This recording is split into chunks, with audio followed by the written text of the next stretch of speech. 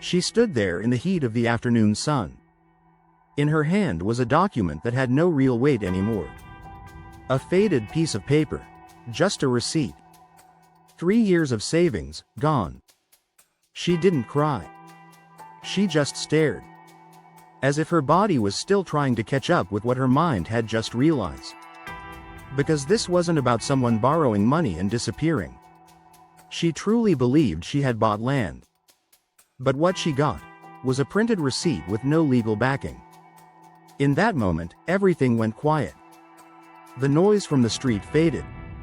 And only one thought echoed in her head. How did I let this happen? This isn't fiction. It's not a reenactment. This is the story of a real person. Real money. Real heartbreak.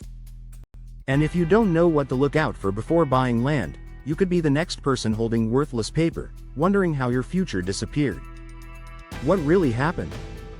Because the way this story unfolded, even she didn't see it coming.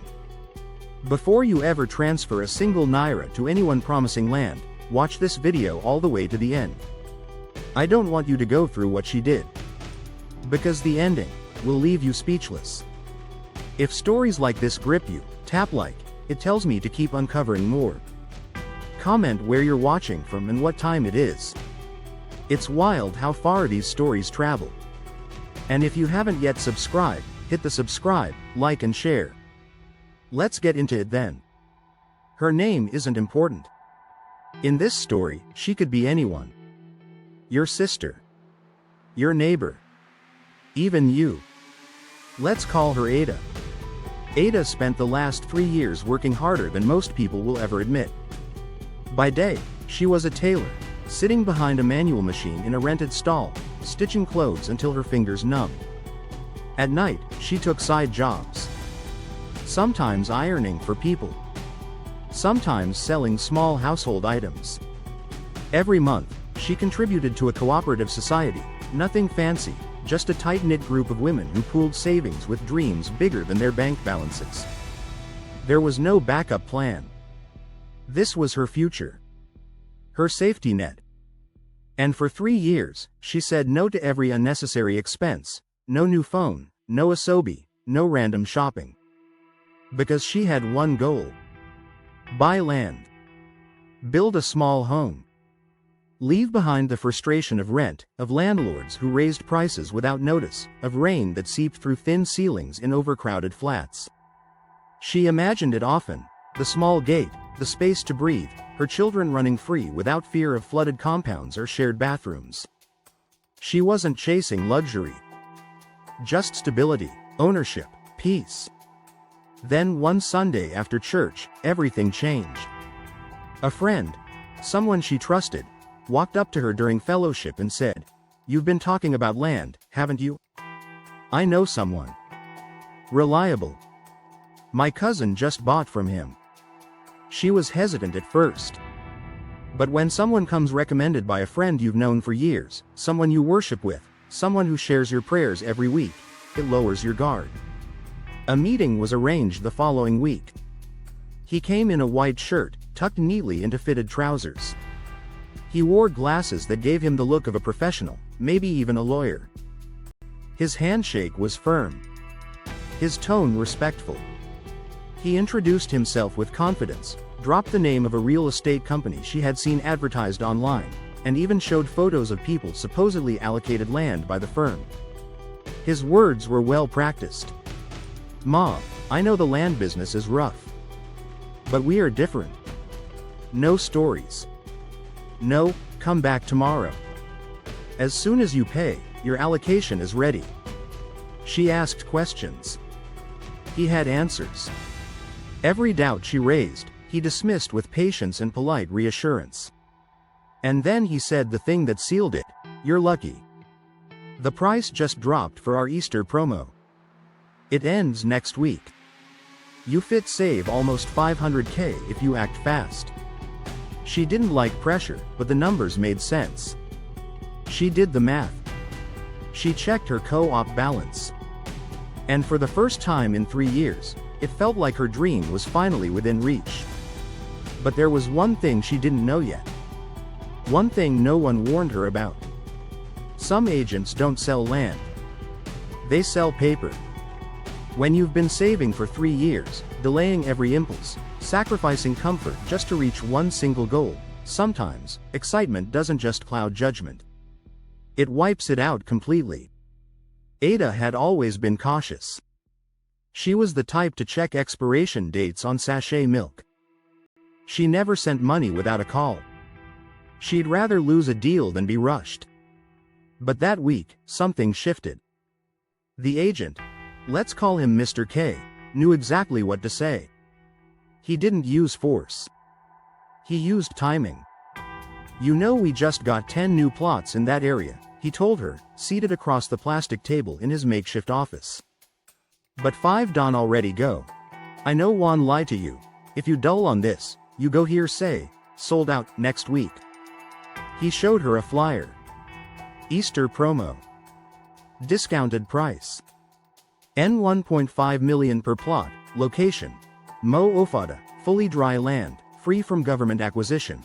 There were smiling faces on the brochure. Testimonies printed in small boxes.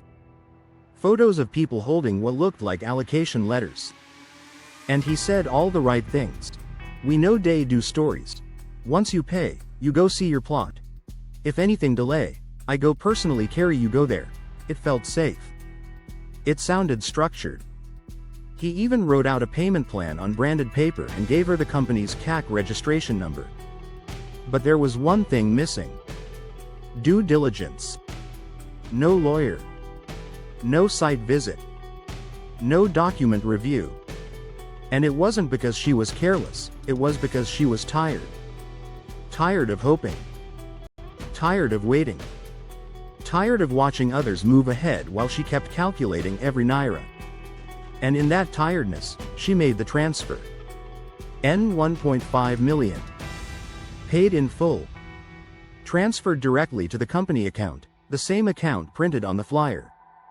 A few minutes later, she received an email. One attachment. A scanned copy of her receipt. Her name. The amount, the location, a stamp. No plot number. No coordinates. No schedule for inspection. Just a stamped receipt. She printed it at a cybercafe that evening. Black and white. Single page. But when she held it, it felt like a title deed. "This one get logo nah," she said to herself. The stamp still fresh. She even held it up to the light, like somehow the paper would reveal its weight in gold. That night, she placed it inside a transparent file. Slid it under her mattress. And told herself, finally, this pain don't end.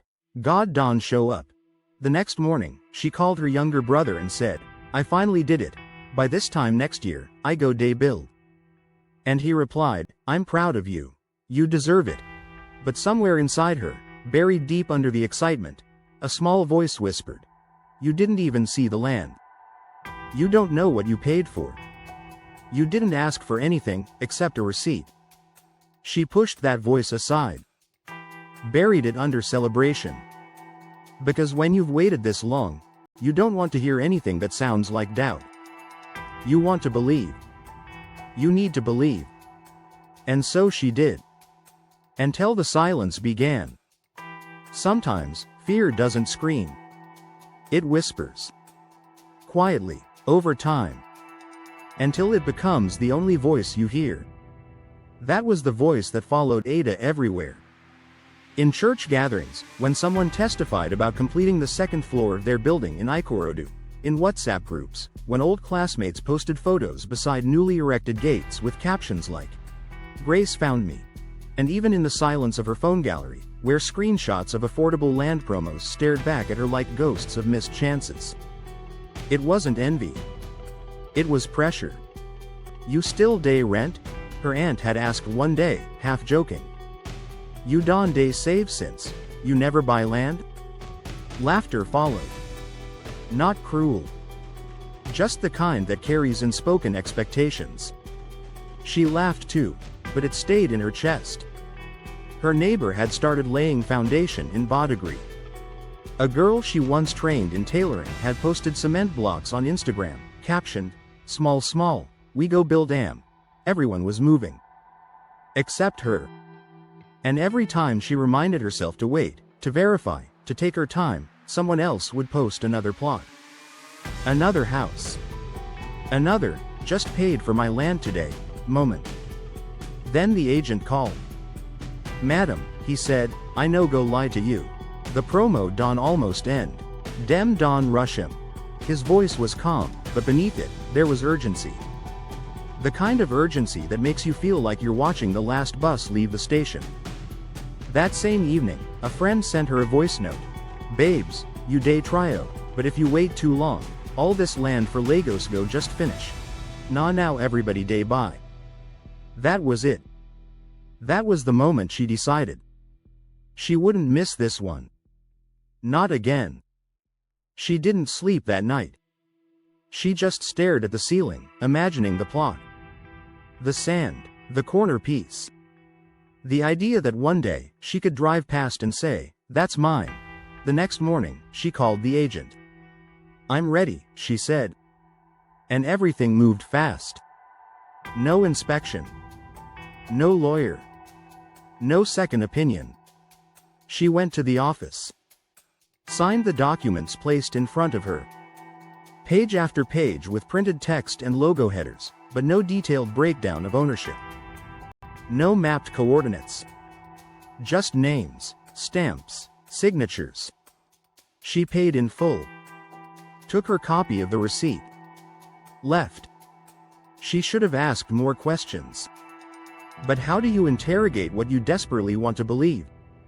"I just kept thinking," she later said, "if I wait again, it might disappear. And I'll be the only one still explaining why I haven't bought land yet." So she silenced her doubt. And in its place, she placed hope.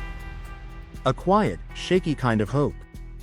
But she didn't know that what disappears faster than land is someone with your money. And by the time she realized that, her voice would be one more echo in a long list of people who wanted land, and only got a receipt. Weeks passed, then months. Ada didn't visit the land immediately. She trusted the process. Trusted the agent. Trusted the receipt. She was told allocation would happen soon. "There's a batch system," they said. "We're allocating people in phases." She nodded, patiently waiting for her turn. She bought blocks. Kept them in storage. Every time she passed construction sites, she imagined hers coming to life. Until one morning, 4 months after payment, she called the agent. "Can I see my plot?" "Of course," he said, cheerful as ever. "Let's go this weekend." They met that Saturday at a small junction off the express. He arrived in a dusty Corolla. She got in. And the drive began. But something felt off. They drove for over an hour. Past farmlands. Then bush. Then what looked like an abandoned poultry farm. She asked once, "Are we close?" He smiled. Just small turn remained, but every turn led to another. Every bend opened to more bush. No landmarks, no signs. Just trees and sand. Finally, he slowed the car. "Ah, today no good," he said. "Dem day do clearing. And dem say the area no safe. Boys day there." She stared at him. "What boys?" "Agberos," he said vaguely. "Area boys. Dem day disturb people." He reversed the car, turned around, and promised, "Next week, I go take you myself. I just no one make you enter Wahala." She went home, confused. But she still wanted to believe. 2 weeks later, she called again. No pickup. She called again the next day. This time, he answered, barely. "Ah madam, I day travel small. But no worry, when I come back, I go carry you go see am. You sabi say you be our priority now." More weeks passed. The number became harder to reach. Sometimes it rang. Other times it went straight to voicemail. That's when the unease began to grow roots. So one morning, Ada made a decision. She would go alone. She took public transport, tracing back landmarks she remembered from that first drive. She asked Okada riders. Some shrugged. Some said they'd heard about that land. One company way just packed go. After nearly 2 hours of jumping buses and bikes, she arrived at the supposed location. And what she saw was nothing. No fence. No gate. No signpost. No workers. No clearing. Just bush. Thick, overgrown, untamed bush. No sign of development. No sign of allocation. No sign that anything had ever happened there at all. She walked a few meters in. Then stopped. Because she couldn't tell where the road ended and the land began. Because there was no road. Her heart pounded. She pulled out her receipt. Looked at it again. Read her name, the logo, the amount. But it meant nothing out there. A piece of paper in the middle of nowhere. She stood still. Listening. Only the sound of wind and insects. No voices, no noise, no plots. And in that moment, something inside her broke. Not loudly, not in anger. But quietly, like a crack in the foundation of her trust. She sat down on a rock. Pulled her scarf tighter. And whispered to no one, "I think they got me." She didn't cry right away. Not there. Not in that bush, surrounded by silence. Instead, she walked away slowly. Like her body had disconnected from her mind. Like if she just kept moving, maybe the truth would stay behind. She got home. Sat on the edge of her bed. Receipt still in her bag. And stared at the floor for over an hour. Then she picked up her phone. She dialed the agent. Ringing, no answer. She tried again. Then again. And again. The line rang. But he didn't pick. She sent a message. "Hello sir, please, I went to the land today. I need to understand what's going on." 2 gray ticks. No reply. By the next morning, his WhatsApp profile photo had disappeared. So did his display name. Now it was just a number. A blank, cold number. Her hands shook. She called the friend who referred him. "Try not to panic," the friend said. "I'm sure it's nothing. Just go to the office." So she did. She took the next bus to the location printed on the flyer, the one with the company name and the official CAC number. She had been there before. Once. The day she signed the documents. She remembered the reception desk. The banner. The glass door. But when she got there, there was no banner. No desk. No receptionist. No trace. Just an empty space. Wires hanging from the ceiling. A chair flipped over in the corner. Dust gathering in places that used to look polished. She stood at the door, confused. A security man from the next building came out. "Madam, you dey fine person?" She nodded. "The real estate company that was here, they moved?" He squinted. "Real estate? I never see any real estate people for here. Nah, delivery company way day here before, them don move since." She paused. "No, sir. I came here. I signed papers here. The agent gave me this address." He shook his head. "I know about that one, oh, but I day here every day. I never see who you day describe." Her stomach dropped. "I asked him to show me allocation," she mumbled. "I paid full," he sighed. "Madam, maybe you go police station. If it be scam." She walked away slowly, her ears ringing. At the police station, she explained everything. Showed them her receipt. Told them the name of the company. Even printed out the agent's phone number. The officer behind the counter nodded casually. Then leaned in. "You say you transfer him directly to company account?" "Yes." "Okay, nah, small case be that," he said. But to follow him well, you go need mobilization. She blinked. Mobilization? Yes. Something small to start investigation. You know, say we no get fuel. And if we go arrest person, we go need to mobilize boys. Small thing. Maybe 100K. Her heart stopped. Sir, I've lost everything already. I don't have that kind of money, he shrugged. Then madam, make you pray say the man go answer your call. Cause without mobilization, the matter go just day table day wait. She left. Tears now coming freely. Not because of the scam. But because even the people meant to help needed help first. That night, she lay awake. Staring at her ceiling. One hand on her pillow. The other clutching that same receipt, now bent, faded, creased with fingerprints and sweat. She had reported. She had searched. She had begged. But the truth was beginning to set in. There would be no arrest. No recovery. No justice. Just silence. And a receipt. What happens when you've tried everything, and nothing happens back? Ada wasn't the type to give up. She was a builder, of clothes, of habits, of hope. So when the police shrugged, she turned to the next authority, the EFCC. It took her 2 weeks to save enough for the transport. She printed every message. Attached her bank statements. Filed the complaint with trembling hands. And when the officer at the Economic and Financial Crimes Commission read through her file, he frowned. Not at the crime. But at the size. This is unfortunate, he said, glancing over the papers. But it's too small.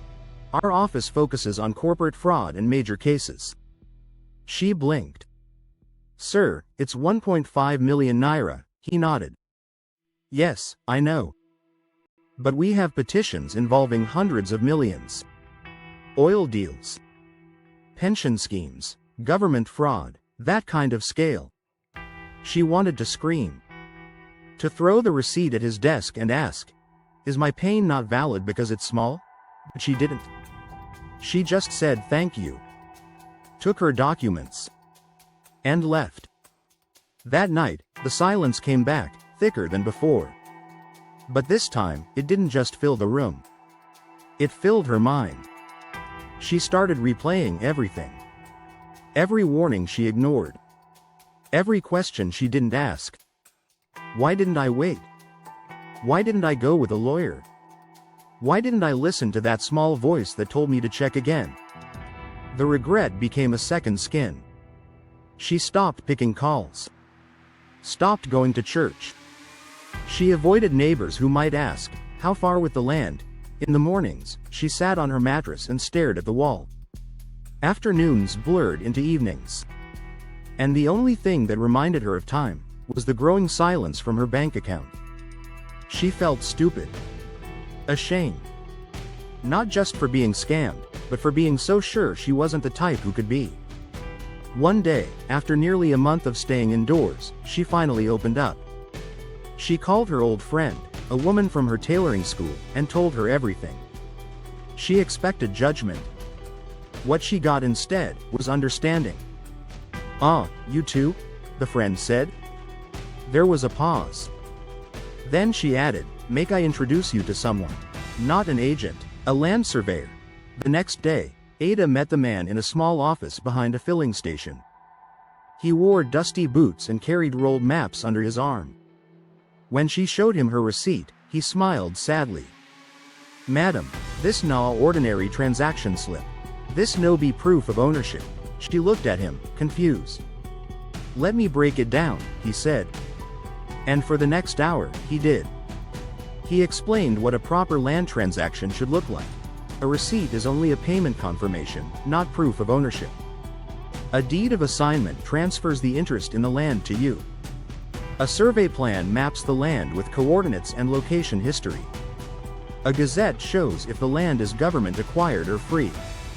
Excision is government permission for a community to sell land legally. C of O, Certificate of Occupancy, is the highest title. He spoke gently, not to shame her, but to inform her. By the end, she sat in stunned silence. All those terms, she had never heard them. She had walked into the most serious transaction of her life, armed with only trust. He handed her a brochure. "Next time, before you pay for anything, let a surveyor see it," she nodded. Held the brochure like it was something sacred. And for the first time in months, she felt something different. It wasn't hope. Not yet. But it was clarity. And sometimes, that's where healing begins. Rock bottom isn't always loud. Sometimes it's just quiet days, and quiet rooms, where nothing moves except your thoughts. But clarity, real clarity, does something powerful. It doesn't erase what happened. But it changes what happens next. Ada didn't bounce back. She didn't wake up one morning fully healed. There was no magical solution. But she took a step. Her savings were gone. But she still had one envelope tucked away, 150,000 nairas. Originally meant for foundation blocks. Now, it would be her tuition. Not in a university. Not in a formal classroom. In a hall in Ikeja, where a flyer promised, "Everything you must know before you buy land in Nigeria." It wasn't fancy. Plastic chairs, one projector. A few dozen people, some looking hopeful, some broken just like her.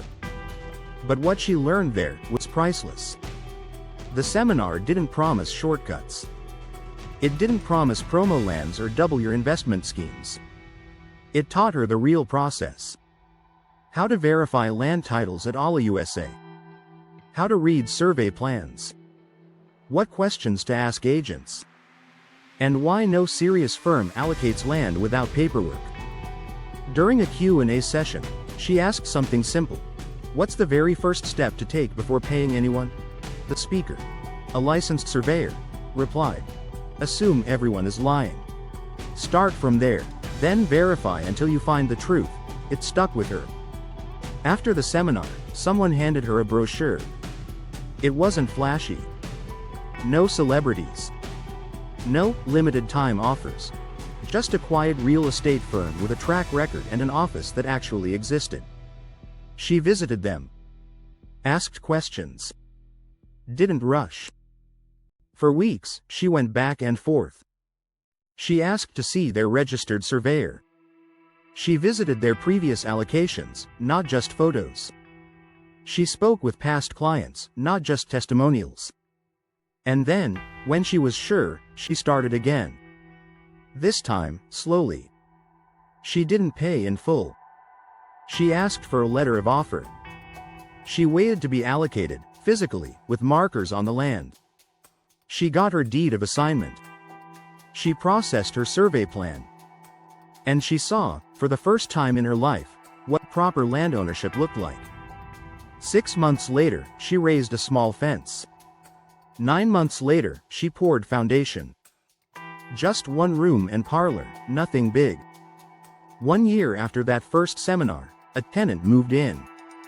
90,000 nairas annual rent. Small. But consistent. Clean. And more than anything else, real. She took the money. Didn't rush to celebrate. She just looked at her phone screen, saw the alert, and whispered to herself, "I did it right this time." When you hear the word land, what comes to mind? Investment. Stability. Pride. Legacy. But for Ada, for a very long time, that word meant pain. Loss. Shame. It meant long nights staring at a receipt that couldn't protect her. Phone calls that never got answered. Doors that led to nowhere. And silence that grew louder every day. But she's still standing. Not because it didn't break her, but because she found the courage to rebuild from it. She doesn't tell the story to gain sympathy. She tells it to remind you that, in this country, you don't just buy land with money, you buy it with knowledge. With questions. With caution. And with proof. Because the most expensive land you'll ever buy is the one you never actually owned. This was a battle I wouldn't wish on anyone. I was angry at myself for a long time.